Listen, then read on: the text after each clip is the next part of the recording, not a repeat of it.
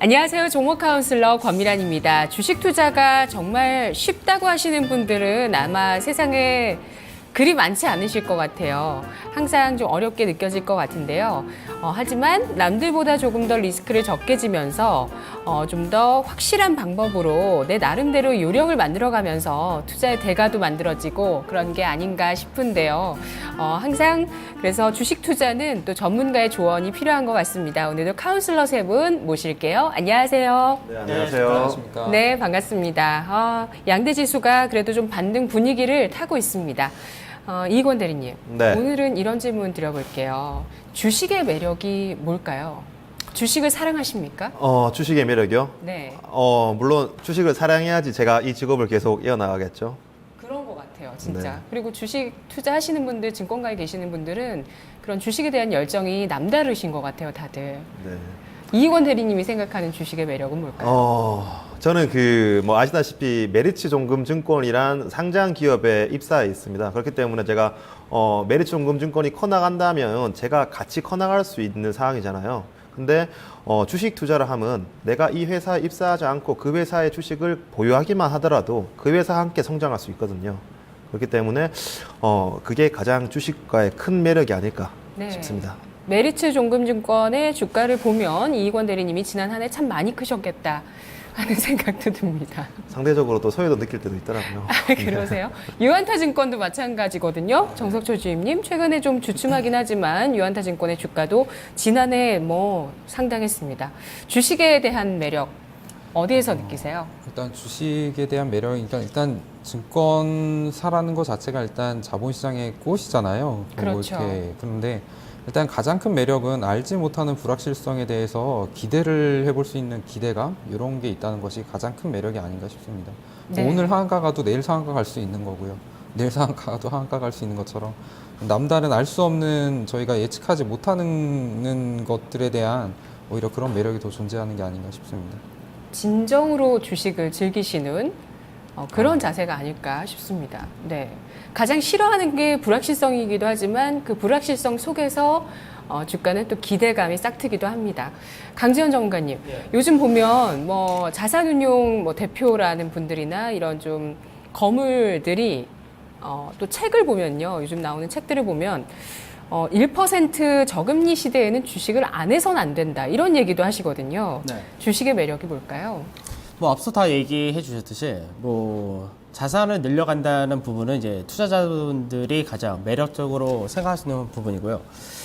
사람마다 좀 차이는 있을 것 같습니다. 이제 저 같은 경우는 이제 주식을 하면서 가장 많이 얻는 것이 성취감인데, 이제 시장에 대해서 분석을 하고 그 분석이 적중을 해가지고 그거를 이제 클럽분들까지의 수익으로 연결시켜 드릴 때 네. 그때 가장 성취감을 느끼는데, 지금 시기 자체가 이제 우리나라가 저금리 시기도 하지만 주식을 비롯한 금융 자산에 대해서 조금씩 이제 비중이 확대되는 그런 과정으로 보기 때문에 주식 투자라는 것 자체가 상당히 좀 다 매력적이지 않을까 그렇게 생각하고 있습니다.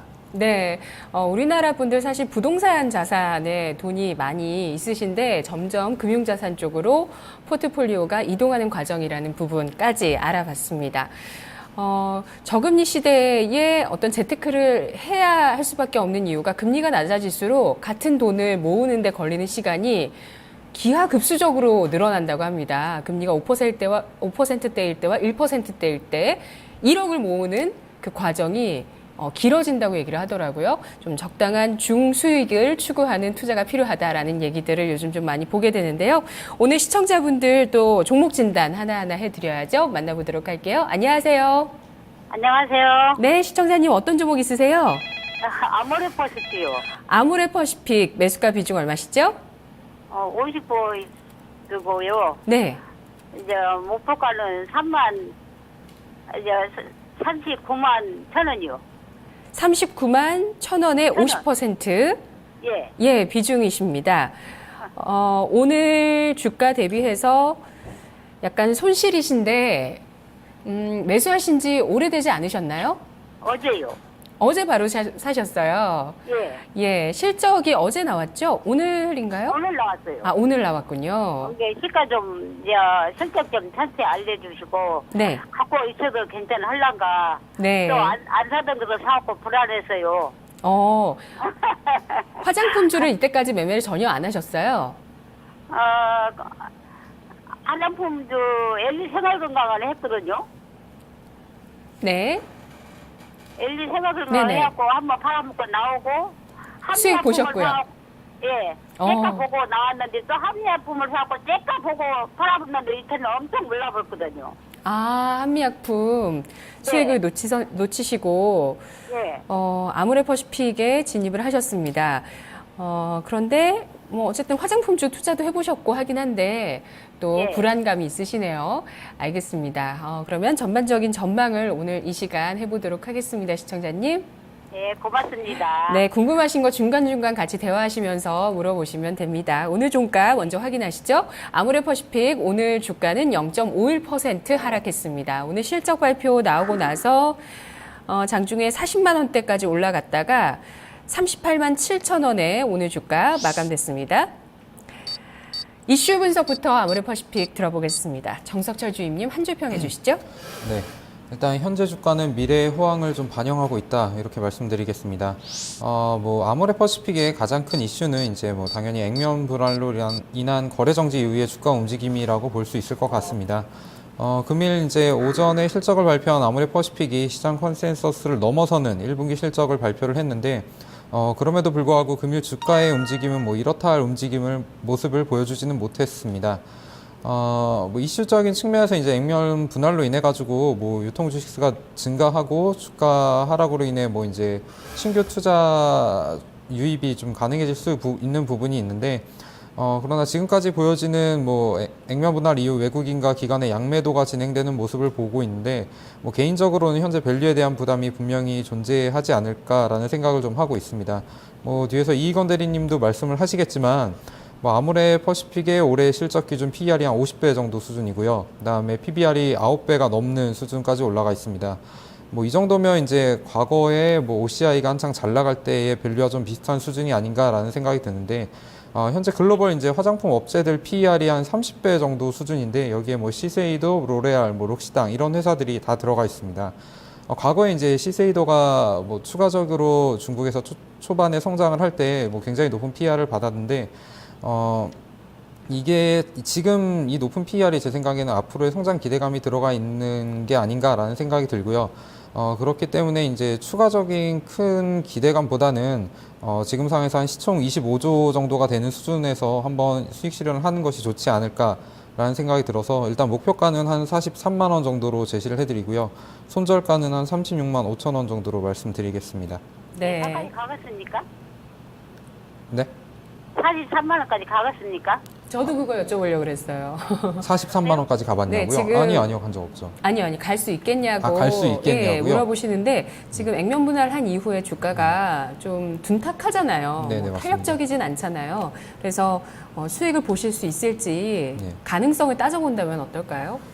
일단은 뭐 아까 처음에 말씀드렸던 것처럼 액면 분할로 인해 가지고 이제 아모레퍼시픽이 뭐 상당히 좀 비싼 황제주였기 때문에 들어오지 못한 수급들이 분명히 존재할 거라고 생각이 들고요. 근데 그게 뭐 외국이나 기관일 거라는 생각은 별로 들지는 않습니다.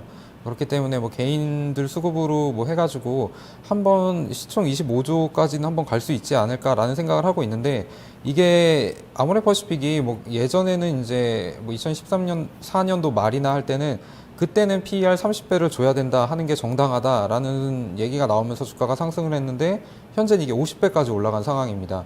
근데 50배 정도면은 뭐 정말 많이 쳐주고 있는 거 아닌가라는 생각을 저는 개인적으로 들기 때문에 그렇다고 해도 이제 신규 매수층에서 한 25조 정도는 한번 갈 수 있지 않을까 단기적으로 그런 생각을 하고요.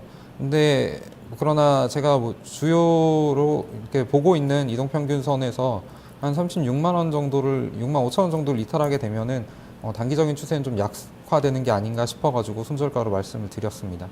36만 원이요? 36만 5천 원입니다. 저는 36만 5천 원에 예. 어먼 손질가를 해야 한다고요? 예 맞습니다. 네. 단기적으로 탄력도를 봤을 때 이 가격대를 이탈하면 안 되기 때문에 손절가를 지켜달라는 말씀이신 것 같아요, 시청자님. 네. 네. 다음 분석 넘어갈까요? 네. 네, 기업 내용 보겠습니다. 기본적 분석의 이희권 대리입니다. 한 줄 평 어떻게 나오나요? 네, 한 줄 평 말씀드릴게요. 아무 고맙습니다. 아무 걱정하지 마세요. 아무 걱정 안 하셔도 됩니다. 지금 뭐 그 주가 수준이 높고 비중도 50% 되기 때문에 약간 뭐 걱정되시긴 하겠지만 뭐 사실 그 아모레퍼시픽에 대해서 고평가 논란은 계속 있어 왔습니다. 근데 하나 저는 그 뭐 최근에 퍼에 대해서 퍼 개념에 대해서 반론을 드리지 않으면 과거에 10년 전에 그 금리가 5%일 때, 10%일 때 그때 퍼랑 지금 금리가 1%대일 때 퍼는 같은 잣대를 좀 들이대기 어려울 거라 생각하고요. 물론 퍼가 낮은 게 좋죠. 퍼가 낮은 게 좋은데 퍼가 높다라고 해서 뭐 굳이 그 정말 시장 주도주에 대해서 명실상부하게 모두가 인정하고 있는 시장 주도주에 대해서 투자 기회를 놓칠 필요는 없을 거라 생각하고 있습니다. 그 아모레퍼시픽 뭐 제가 LG생활건강이나 다른 종목이었더라면은 약간 좀 걱정이 된다라고 말씀드리겠지만 아모레퍼시픽 같은 경우에는 지금 시장 주도주입니다. 사실 주도주의 종목을 편입시켜 놓고 조금 걱정된다라고 얘기하면 사실 그거는 시장에 대해서 걱정한 거거든요. 주도주는 시장에 대해서 시장보다 더 많이 가는 거고요. 그리고 시장이 꺾이고 나서 가장 늦게 꺾입니다. 그렇기 때문에 주도주가 꺾이면 시장 전체가 꺾이는 거기 때문에 그거는 주도주뿐만 아니라 다른 종목을 전부 다 주식을 해서는 안 되는 상황입니다. 인버스를 제외하고요. 그렇기 때문에 지금 뭐 아모레퍼시픽이 명실상부하게 시장 주도주이기 때문에 계속해서 한번 끌고 가보시면 좋을 거고요. 실적에 대해서 뭐 간단하게 언급드리자면 그 향후 3년간의 영업이익이 매년 25% 이상씩 전망할 것으로 예상되고 있습니다. 그리고 이 근간이라고 할 수 있는 중국인 뭐 인바운드 여행객 또한 계속해서 늘어날 수 있고 객단가 또한 늘어날 수 있는 상황이고요. 뿐만 아니라 지금 중국 현지 그 진출 전략을 통해서도 충분히 향후 실적은 그 증가되는 거고 그 프리미엄 퍼에 대한 프리미엄이라는 게 그 일반적인 사람들이 만들어주는 게 아니라 시장이 만들어주는 겁니다. 그렇기 때문에 사실 저는 그 아무 걱정하지 마시고 들고 가라고 말씀드리고 싶고요. 목표가는 50만 원 말씀드리겠습니다. 손절가는 50만 원까지 갖고 있어도 되겠어요? 제 생각에는 시장 꺾일 때까지 가지고 계십시오. 네. 그러면 좋죠. 시장이 꺾인다는 건 네. 언제까지? 그러니까 뭐 언제까지요? 이평선을 기준으로 주실 수 있나요? 아니면 어떻게 시장이 봐야 꺾인다라는 될까요? 거는 사실 뭐 그 기술적 분석이라고 봤을 때는 고점 대비해서 단기간에 20% 이상 하락을 하고 계속해서 그 고점이 낮아질 경우에 기술적으로 꺾였다라고 얘기합니다. 근데 그렇게 꺾여버리면은 이미 충격을 많이 받았겠죠. 근데 사실 이 시장의 추세라는 거는 미리 알 수 있습니다. 미리. 지금 개인 투자자분들이 과열이라고는 하지만 개인 투자자분들만 주식을 사고 외국인 기관들이 파는 그런 장세는 아니거든요. 근데 분명히 지수가 고점 부분에서는 개인 투자자만이 사고 장기간에 걸쳐서 뭐 2, 3개월 동안 외국인 기관들은 파는 그런 현상이 일어날 겁니다. 그렇기 때문에 그런 수급적인 현상과 기술적인 낙폭이 클 시에 이제 어느 정도 추세가 이탈됐다고 볼 수 있고요. 그 추세가 이탈되기 전까지는 주도주는 꼭 들고 있는 게 맞습니다. 네, 고맙습니다. 네, 미국이 금리 인상해도 이 주식은 주도주기 때문에 멀쩡할까요? 금리 네. 인상하기 전까지 그 노이즈로 인해서 주가는 많이 흔들리겠죠. 하지만 금리 인상을 하는 그 순간은 역사적으로 자료를 보면은 가장 주식이 바닥일 경우가 많았습니다. 그리고 금리 인상을 한다는 것 자체가 시장이 그러니까 이제 경기가 좋아진다라는 걸 뒷받침하는 내용이니까요. 충분히 주식이 오랜 기간 상승해 줄 수 있는 여력을 갖췄다고 볼 수 있죠. 네, 시청자님. 네. 손절가 없이 대응 가능하다 이렇게 얘기하고요. 맨 앞 숫자가 5까지 바뀔 때까지 보유가 가능하다고 이야기를 했습니다. 아유, 고맙습니다. 네. 그런데 아모레퍼시픽에 대해서 이렇게 시장에서 왈가왈부 말이 이렇게 다르게 논란들이 있어요. 지금 그런 부분들을 두 분이 얘기를 해 주셨어요. 각자의 의견대로.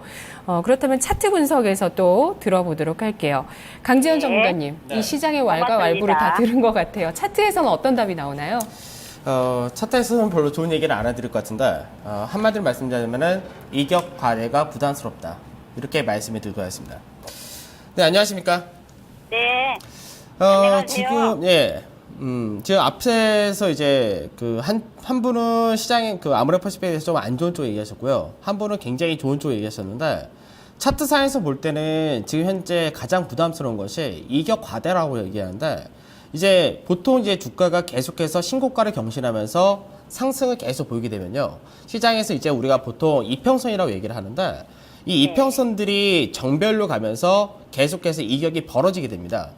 그러니까 이 이평선이라는 것 자체가 이제 이렇게 21선과 61선, 그 61선과 121선 이런 식으로 장기 이평선들까지도 전부 다 상승세를 보이고 있는데, 문제는 이렇게 이격이 많이 벌어지게 되면은 조정을 겪을 가능성이 상당히 좀 높다라고 보셔야 될 것 같아요. 그러니까 시장에서 지금 이제 아모레퍼시픽에 대해서 뭐 한쪽은 이제 어느 정도 선반이 다 됐다, 아직은 멀었다라고 이렇게 얘기하듯이 지금도 똑같은 얘기를 해주셨는데, 차트사에서는 이런 흐름이 나타날 때는 단기적으로 가격 조정 또는 기간 조정으로 연결될 가능성이 상당히 높기 때문에 그런 부분은 좀 주의를 하셔야 될 것 같고요. 그리고 이제 아모레퍼시픽이 이제 차트와 수급만 갖고 말씀을 드리자면은, 이제 우리나라에서 이제 황제주라고 하면서 주가가 굉장히 비싼 고가를 보였던 종목들이 몇 개 있습니다.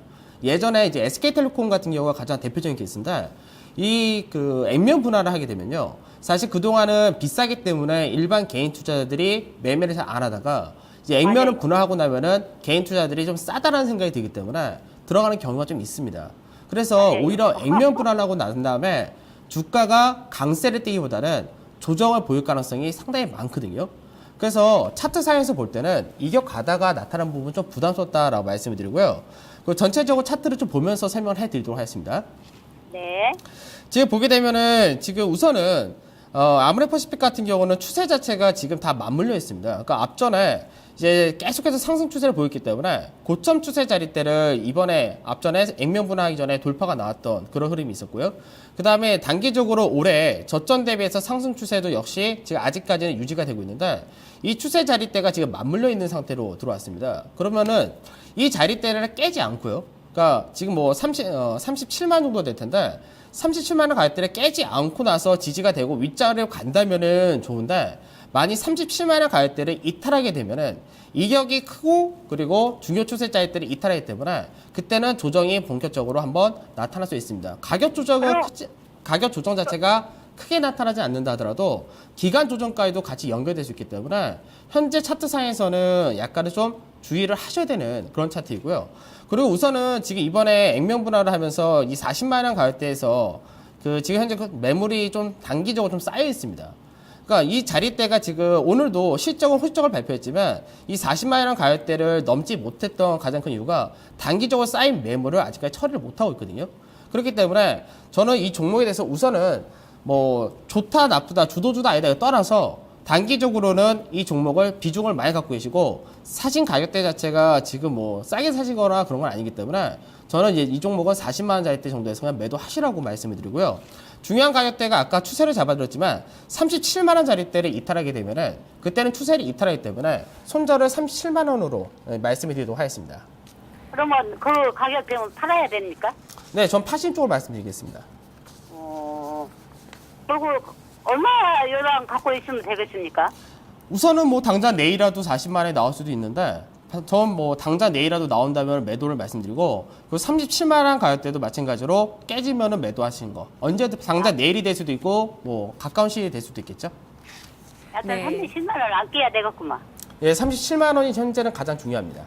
네. 네, 이렇게 두 분은 단기간에 좀 정리하시는 편이 좋겠다는 얘기를 했습니다. 밸류에이션에 대한 부담이나 이격도 얘기가 나오면서 특히 수급 주체 중에서 개인들이 진입하고 있는 부분들 좀 우려를 해주셨고요. 또 나머지 한 분은 시장의 주도주로서 주가가 시장이 꺾이기 전까지는 계속 올라간다는 관점, 또 성장주로서 기대하는 부분들 얘기해 많이 주셨어요. 팔았더라고요. 네, 기관이 계속 그 전에도 분할하기 전에도 이 주식으로 수익 보고 좀 매도를 많이 해왔었어요. 네. 네, 계속 좀 그런 부분들이 이어지고 있는 것 같은데 한쪽의 의견 따르시는 것보다 이 세 분의 의견을 비중대로 조절하셔서 따라보시는 거 좋을 것 같아요, 시청자님. 네, 고맙습니다. 네, 그러면 진짜 중위험 중수익 그 펀드처럼 그런 이름처럼 좀 중간 정도로 좀 대응을 하실 수 있지 않을까 하는 생각 듭니다. 예, 고맙습니다. 여러 가지로. 네, 감사합니다, 시청자님. 네, 감사합니다. 네, 바로 어제 아모레퍼시픽에 진입하신 시청자분이신데요. 50% 비중 있으십니다. 저희가 전략을 정리해 드리겠습니다. 두 분은 보유 의견 주셨고요. 차트 분석의 강재원 전문가는 매도 의견입니다. 이익원 대리 목표가 50만 원, 손절가 없습니다. 정석철 주임 목표가 43만 원, 손절가 36만 5천 원, 강재원 전문가 목표가 40만 원, 손절가 37만 5천 원 제시했습니다.